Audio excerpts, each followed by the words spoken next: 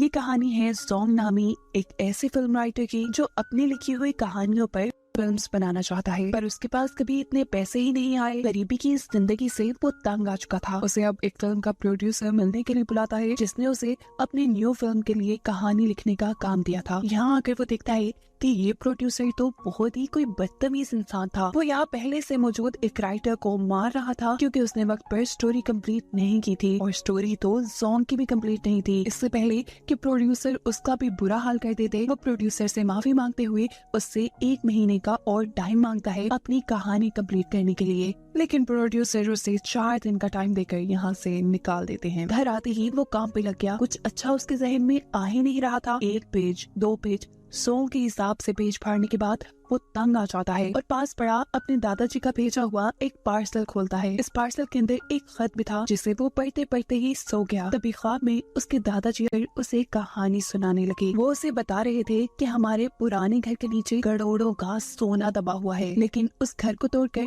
वहाँ अब जेल बना दी गई है। सोना ठीक कुएं के पास दबा था। ये सारी कहानी सुनते ही जोंग को होश आ गया। होश में आते ही जब उसने दादाजी का पार्सल देखा तो उसमें उस घर का नक्शा था जो सच में जेल के नक्शे से मिल रहा था। यानी ख्वाब में जो कुछ उसने देखा, जो कुछ उसके दादा ने बताया, वो झूठ नहीं था। यानी जोंग की तो एक बड़ी लॉटरी लग गई थी। अब तो वो दिनों में अमीर हो जाता। लेकिन मसला ये था कि सोने को हासिल करने के लिए उसे जेल जाना पड़ता। बुरे काम तो कभी उसने किए नहीं थे। अब जेल जाने के लिए वो क्या करता है कि अपने नेबर्स का लैपटॉप चुरा कर नीचे गिरा कर तोड़ देता है। उससे में उसके नेबर्स उसे पुलिस में अरेस्ट करा देते हैं और फाइनली वो जेल में पहुंच जाता है। जेल में तो सभी कहती किसी की बर्थडे पार्टी मना रहे थे, और ये था ग्रैब उसके पास आकर उसे भी पार्टी में शामिल होने को कहता है और बताता है कि एक जमाने में उसका भी जोंग नामी एक अच्छा दोस्त था। ग्रैब बिना उसकी बात सुने उसे अपना दोस्त बना लेता है और कहता है कि अब से तो मेरे दोस्त होना, इसलिए तुम्हारी हिफाजत की सारी जिम्मेदारी अब मेरी, तुम्हें यहाँ कोई नुकसान नहीं पहुँचा पाएगा। जिसके बाद अब हमें दिखाया जाता है कि जोंग इस जेल का विजिट कर रहा है, गौर से देख रहा है और वो जगह ढूंढने की कोशिश कर रहा है जहाँ सोना दबा हो सकता है। जिस वक्त पर उसे यहाँ एक और कैदी मिलता है जो उसे बताता है कि इस जेल में 2 ग्रुप्स बने हुए हैं। एक ग्रुप ग्रैब का था तो दूसरा ग्रुप था बाओ का। बाओ जो कि एक बहुत ही खतरनाक कैदी था, सभी लोग उससे डर कर रहते थे, जबकि दूसरी तरफ था ग्रैब जो कि बहादुर होने के साथ साथ अच्छा भी था। वो अपने ग्रुप के किसी भी बंदे का किसी भी किस्म का नुकसान होने नहीं देता था। वो हर तरह से उनकी हिफाजत करता था। इस कैदी से ये सारी कहानी सुनने के बाद जोंग कहता है, अरे नहीं नहीं, मुझे किसी ग्रुप में नहीं शामिल होना। वो लोग बातें कर ही रहे थे कि अचानक कुछ कैदी उसको पकड़कर बाओ के सामने ले आते हैं। ये असल में बाओ के ग्रुप के लोग थे जो उसे टॉर्चर करते हैं, कभी उसे मारते हैं तो कभी उसका मुंह पानी में डुबाते हैं, और ये सारे काम वो इसलिए कर रहे हैं कि डर कर जोंग बाओ का ग्रुप ज्वाइन कर ले। जोंग के साथ साथ यहाँ आए सभी कैदी टॉर्चर से तंग आकर उनके ग्रुप में शामिल होने का फैसला कर लेते हैं। अब बाओ के ग्रुप का रोल था कि जो भी नया बंदा उनके ग्रुप में एंटर होता उसे बाओ की थूकी हुई चाय पीनी पड़ती थी। सारी कैदियों से डरा धमका कर ये काम करवा लिया जाता है, और जब बाओ की वो गंदी थूक वाली चाय पीने का टाइम आता है तो अचानक कोई उसके हाथ से कप गिरा देता है। ये और कोई नहीं था बल्कि ग्रैब था। वो बाओ से कहता है कि जोंग मेरे ग्रुप का बंदा है, क्योंकि वो मेरे रूम में रहता है, इस लिहाज से तो उसके ऊपर कोई जबरदस्ती नहीं कर सकते। ग्रैब और ग्रैब के लोग जोंग को अब यहाँ से लेकर चले जाते हैं, और जोंग के उसके हाथ से निकल जाने की वजह से बाओ को यहाँ आ जाता है गुस्सा, जिसका मतलब वो अगले दिन उसके खाने में कॉकरोच मिला कर लेता है और जबरदस्ती उसे वो खाना खाने पर मजबूर करता है। जो सारा तमाशा ग्रैब भी देख चुका था, और इसीलिए इन दोनों ग्रुप्स में लड़ाई शुरू हो जाती है। खैर ये लड़ाई तो खत्म हो ही गई। अगले दिन हमने देखा कि जोंग को जेल की साफ सफाई का काम मिला है। उसने मौके का फायदा उठाया और काम करते हुए इस पुराने कुएं की तलाश में लग गया जिसके आसपास सोना दफन था। उसकी ड्यूटी भी खत्म होने वाली थी। सफाई करते करते वो लाइब्रेरी में पहुंचा जहां वो भी कुएं का पता चलाने की कोशिश में ही था कि अचानक पीछे से बाओ और बाओ के लोग आ जाते हैं जो उसे पकड़कर मारना शुरू कर चुके थे। मार मार कर वो उसका बुरा हाल कर देते हैं, और अगले सीन में दिखाया जाता है कि ग्रैब यानी जोंग का दोस्त जोंग के लिए काफी परेशान है, क्योंकि वो ड्यूटी खत्म होने के बाद भी अपने सेल में वापस नहीं आया। उसे यकीन था कि सबके पीछे जरूर बाओ का ही हाथ होगा। वो बाओ के पास जाकर उससे जोंग का पूछता है। जवाब में बाओ कहता है, अरे रे तुम्हारा दोस्त नहीं मिल रहा। मैं बता तो सकता हूँ कि वो कहाँ है, पर तुम्हें मेरी एक शर्त माननी पड़ेगी, तुम्हें मेरी थूकी हुई चाय पीनी पड़ेगी। ग्रैब जिसे जोंग की बहुत ज्यादा फिक्र थी, ना चाहते हुए उसे बाओ की बात माननी पड़ती है। जिसके बाद बाओ के लोग उसे बताते हैं कि जोंग कचरे के डब्बे में है। बिना वक्त जाया किए ग्रैब और उसके सभी साथी जैसे ही कचरे के बॉक्स के पास जाते हैं तो जोंग उन्हें अंदर बंद मिलता है। उसके मुंह को एक प्लास्टिक क्रैब से बंद किया गया था, जिसकी वजह से वो कुछ ही देर में मर जाता। पर शुक्र है कि यहाँ क्रैब आ गया। क्रैब अपने दोस्त के साथ होने वाली ज्यादती और अपनी बेइज्जती का बदला अब बाओ से लेने का फैसला कर लेता है और इस बात के लिए अब जोंग भी तैयार है। इसलिए नहीं कि बाओ ने उसे मारा तो उसने कोई बाओ के साथ दुश्मनी बना ली, बल्कि उसका तो सारा फोकस अपने मिशन पे यानी सोने को हासिल करने पे है। वो सोच रहा था कि अगर इन दोनों ग्रुप्स की लड़ाई हुई तो उसे अच्छा खासा वक्त मिल जाएगा यहाँ जेल के अंदर सोने की जगह ढूंढने का। अगले सीन में दोनों ग्रुप्स की लड़ाई हो जाती है। सभी आपस में लड़ रहे थे। गार्ड्स इनको बचाने की कोशिश में लग जाते और मौका पाते ही सिक्योरिटी गार्ड से जोंग स्टोर की चाबी चुराते हुए स्टोर की तरफ बढ़ता है। पर इससे पहले कि वो स्टोर को खोल पाता, पीछे से बाओ और उसके आदमी आकर उसकी खूब फेंटी लगाते हैं। लड़ाई करने की वजह से अब क्रैब, जोंग और बाओ को सबसे अलग-अलग जेल में बंद कर दिया गया था, जहाँ रहते हुए जोंग अपना मकसद पूरा नहीं कर सकता था। उससे में यहाँ पर जोंग क्रैब से कहता है कि यार बस करो, मुझे तुम्हारी मदद की जरूरत नहीं, तुम मेरे लिए नहीं लड़ा करो, मैं अपनी हिफाजत खुद कर सकता हूँ। जब से तुम मेरी जिंदगी में आए हो मेरी जिंदगी मुश्किल हो गई है। ये सारी बातें क्रैब को उदास कर गई थी। वो तो जोंग को अपना दोस्त मानता था। वो जोंग को अब अपनी कहानी सुनाता है कि क्यों वो जोंग की हमेशा इतनी केयर करता है। उसका जो पुराना जोंग नामी दोस्त था, उसने क्रैब को गैंगस्टर्स से बचाने के लिए अपनी जान देती थी। क्रैब को जोंग के अंदर उसका पुराना दोस्त नजर आता था। वो बताता है कि उसके मरने के बाद मैंने उस दिन से कसम खा ली कि जैसे मेरे दोस्त ने मेरी जान बचाई है, ऐसे ही हमेशा मैं अपने साथियों का ख्याल रखूंगा।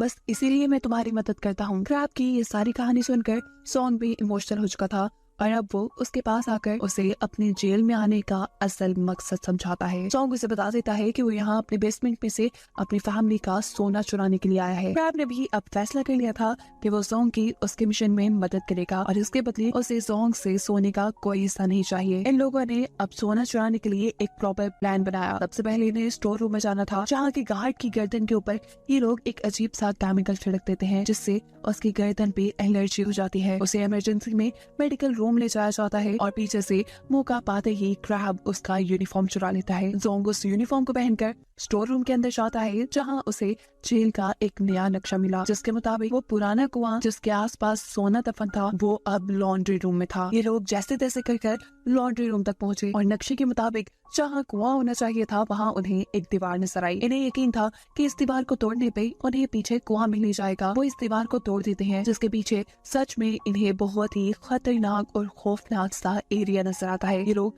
बड़ी सी लाइट लेकर इसके अंदर घुस जाते हैं, लेकिन यहाँ तो उन्हें कोई कुआं या कोई सोना नहीं मिलता। नाकाम उदास अब ये लोग वापस आने वाले थे कि तभी यहाँ पर अचानक क्रैब को एक लकड़ी नजर आती है। वो वैसे ही टाइम पास के लिए इस लकड़ी को उठा लेता है और इस लकड़ी को उठाते ही वहाँ पे एक अलमारी खुल जाती है, जिसके अंदर कई सोने की बार्स थी, जिनकी कीमत 500 करोड़ डॉलर से भी ज्यादा हो सकती थी। ये देखकर तो जोंग की आंखें खुली की खुली ही रह गईं। जोंग ने सबसे पहले इनके अंदर से कुछ बार्स क्रैब को दिए, लेकिन क्रैब कहता है कि मेरा इस सोने पे कोई हक नहीं, ये तुम्हारा सोना है और तुम ही इसे लेके जाओ। ये लोग अब सारे सोने को एक कपड़े में छुपा देते हैं और लॉन्ड्री रूम में रखे हुए कपड़ों के साथ लेकर बाहर आ जाते हैं। ये लोग जानते थे कि लॉन्ड्री हुए कपड़े 22 तारीख को जेल से बाहर जाएंगे और ये वही दिन था जिस दिन जोंग को भी जेल से रिहाई मिलनी थी। इनका प्लान तकरीबन कामयाब ही होने वाला था और जोंग इस चीज को लेकर बहुत खुश था। वो क्रैब को बताता है कि अब वो अपना सारा कर्ज उतार कर फाइनली अपना सपना पूरा कर सकता है, यानी वो अब एक प्रोड्यूसर बनकर फिल्म्स बना सकता है।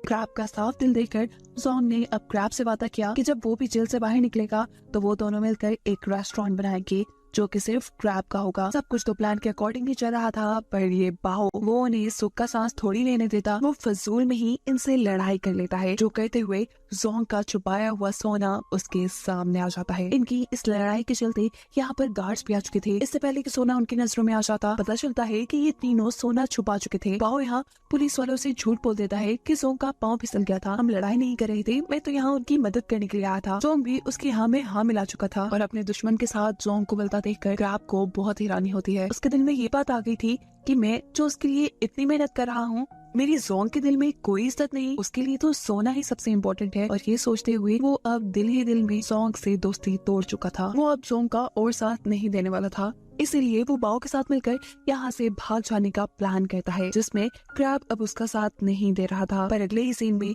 जब क्रैब को मालूम होता है कि उसकी बेटी बहुत ज्यादा बीमार है, इतनी कि उसे सर्जरी करनी पड़ेगी, इसलिए वो ना चाहते हुए भी अब जोंग का साथ चाहता था। उसे जोंग का सोना नहीं चाहिए था, वो बस जोंग के साथ उनके प्लान में मिलकर यहाँ जेल से भागकर अपनी बेटी के पास जाना चाहता था। फिर उन्होंने आज से 2 हफ्ते बाद जेल में होने वाली एक पार्टी में सबको चकमा देकर जेल की एक पुरानी सुरंग से यहाँ से बाहर निकलने का प्लान बनाया। प्लान तो अच्छा था, लेकिन एक नई प्रॉब्लम थी। जोंग जो कि 22 तारीख को छूटने वाला था, वो कैसे अपना सोना लेकर यहाँ से बाहर जाता। उसे सोने को अपने साथ ले जाने के लिए बाओ के साथ प्लान के अकॉर्डिंग चलना था। अब अपने प्लान के मुताबिक चलने के लिए जोंग और बाओ दोनों मिलकर लड़ाई करते हैं। लड़ाई के चलते जोंग को कुछ और दिन की सजा हो जाती है और ये लोग अपने प्लान के ऊपर काम करना शुरू कर देते हैं। पार्टी के दिन भी करीब आ गए थे। इन्होंने क्लोरीन गैस से गुब्बारे फुलाए, जिसके अंदर ये लोग आग लगाकर सब लोगों को डाइवर्ट कर सकते थे। जिस वक्त यहाँ पर इंस्पेक्टर अपनी स्पीच कर रहे थे, तभी जोंग और बाओ ने सभी गुब्बारों में किसी बम की तरह आग लगा दी। मौके का फायदा उठाते हुए